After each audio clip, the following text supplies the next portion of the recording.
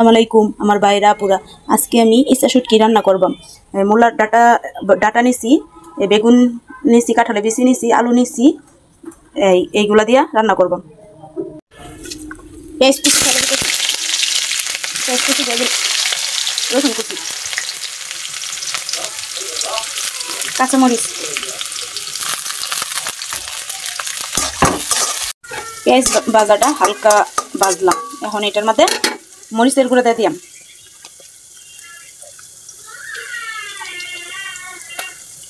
4 চামচ মরিচের গুঁড়া দিয়ে দিলাম, হলুদের গুঁড়া 2 চামচ হলুদের গুঁড়া, ধনিয়া পরিমাণ মতো ধনিয়ার গুঁড়া দিলাম,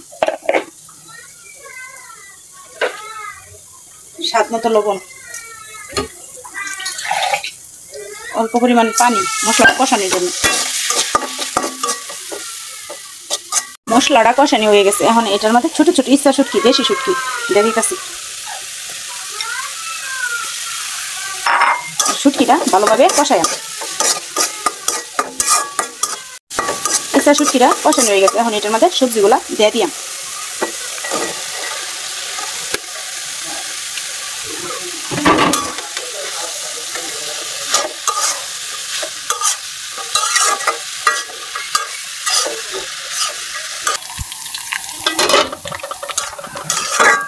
পানি দেওয়া লাগবে না, পানি না সবজির থেকেই পানিগুলো উঠছে, আবার ডাইকা দিন।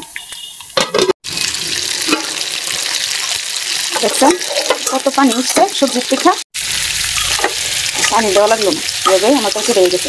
আর 5 মিনিট পরে নামাই দেব। তরকারিটা হয়ে গেছে, এখন এটা নামাই ফেলবাম।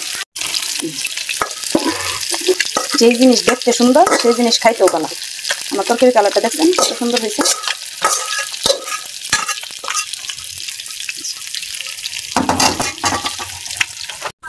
আমার তরকারিটা এই যে দেখেন, মূলার ডাটা দিয়া, কাঁঠালে বিচি দিয়া, আলু দিয়া, বেগুন দিয়া, ইচ্ছা শুটকি দিয়া রান্না করছি।